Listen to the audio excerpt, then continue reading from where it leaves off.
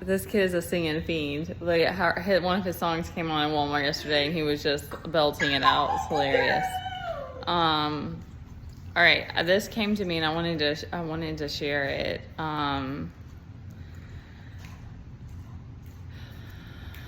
Truth seekers are really freedom seekers, and I believe that everyone's spirit wants, and not even just wants, but needs freedom.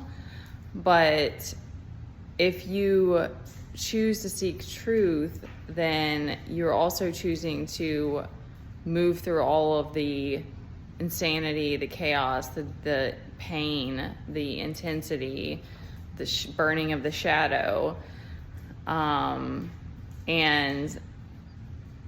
whatever circumstances that you're in that try to fight against that.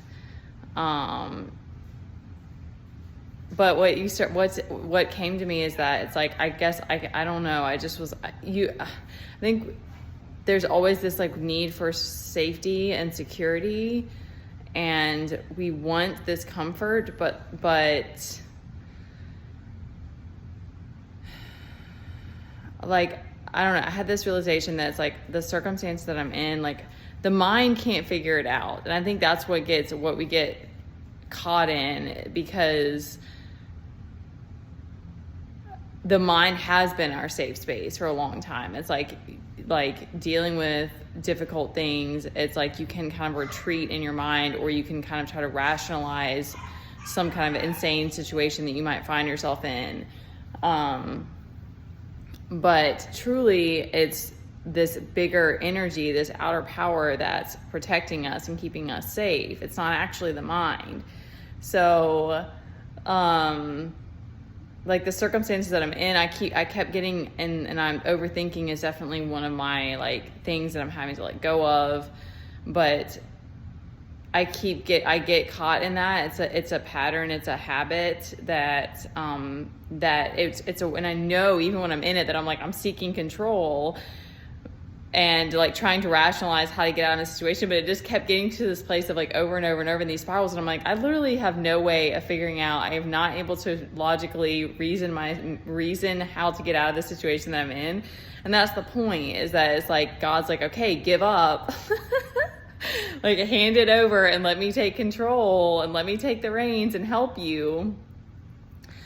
Because surrender is the only way. It's like once we surrender into the journey, it doesn't mean that the challenges just like disappear. And I think that's the other thing, is that it's like you get so exhausted. You're just like, come on, can we just like have things line up perfectly? And I'm sure that it does get to that place. Like we've all been in those spaces before where it's like things just flow and everything lines up. But it's just like we also signed up for the challenges so that we could grow, So it's like the mind is this beautiful like tool and outlet, and like we can channel so many things with the mind. Like it's very, when you can like step out of like holding on to the pain, and when you can start to let that go, it's like you can realize that so many of these things are gifts, and then it's like if you choose sovereignty, then you have the ability to create what you want. And that's really what we love. I saw a video the other day of like this girl was channeling, and she was like, that's really what we are as creators, and that's really what fulfills us. So remembering that that's the gift that we're given, the ultimate gift, and when we can get out of our own way, then we're able to come back into alignment and create from a space of love again. So yeah, just sometimes it's like if you can let go and see the bigger picture, you can realize that you're protected, we're protected, we're safe. As soon as we can let go of that need for control,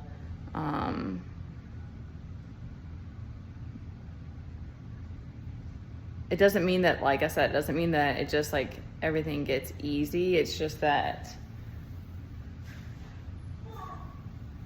then you come back to a space where you can create from the heart, instead of from the space like you're always in a space of like trying to manage everything. And it's like when we're in those places of keep coming back to suffering and sabotage, it's like it uses everything you have. Like that's the hardest part, is getting out of that space. At least for me, it was just like I was just like, I don't have any energy to do anything. Like it was just and that's what it does get scary. But it's like you just have to give yourself rest and start to give yourself what you need. And that's been a really hard one for me, because I didn't even know that I had an emotional addiction to pain. Like that's wild. Like it's a weird thing to say, because I'm like, I don't wake up and I'm like, I'm gonna sabotage today and I'm gonna just bring the pain on. Like it's not like that, but it's just like little ways you start to realize, you're like, oh dang, like I do this here and it drains my energy, and I'm doing this here and I don't like feeling this way. So then I do this thing that is actually harmful to me and stuff like that. So you just start to see, when you can, like I said, you can start to let go more and more, then you can start to see your patterns. And I kind of think that we're all masters of self-sabotage in different ways, like until we start to learn other ways of being and learning how to meet our own needs and take care of ourselves. So yeah, once you can find that grace and compassion, just like pour it into yourself, because you're doing so much. You're doing the best that you can, and that's more than enough. And I don't know, some people who are just like savages, are just like, I don't know, like some people, I hear other leaders talk about like jumping timelines and like doing all this stuff, but it's like, and that's awesome, but sometimes, I don't know, maybe you get to a place where it's like you've burned enough of your shadow, or you've moved high up enough that you don't have to take your time. But I don't know, patience to me has been such a huge thing since the very, very beginning. So the nervous system can only take so much. So, you know, learning to slowly meet your own needs. We just had this Cancer new moon, and that's been a really big thing for me. Because again, like the pain for me is like I'm relearning how to open my heart, allow pleasure back in, feel safe in my body, like do things that take care of myself, especially because like got this crazy man that I'm taking care of too. And so it's like, when I don't meet my own needs, it always ends up being really bad. But it gets to where it's like the times when it gets to be like more disparity. Like it's like, if I don't meet enough of my own needs, it's like I'm like can't function. It's like, it's so weird. It's like your higher self, it's like you can't do that anymore. It's like you get to this place where it's like you have to start changing how you're doing things and taking care of yourself. So all the little things like people say, like a little bit goes a long way in starting to build better habits, and like doing something for yourself in the morning. Sometimes it really is just something small and you can build on it. And I think too, like for me, I've been just blabbing now, but like I think I always want to do things my own way and create my own way of like doing stuff, and not just do it like the same that other people have done or whatever. But sometimes you can just take bits and pieces and put it together, because there really is something to like having routines, and I'm bad about that. So I'm saying that as someone who is bad about creating strong routines.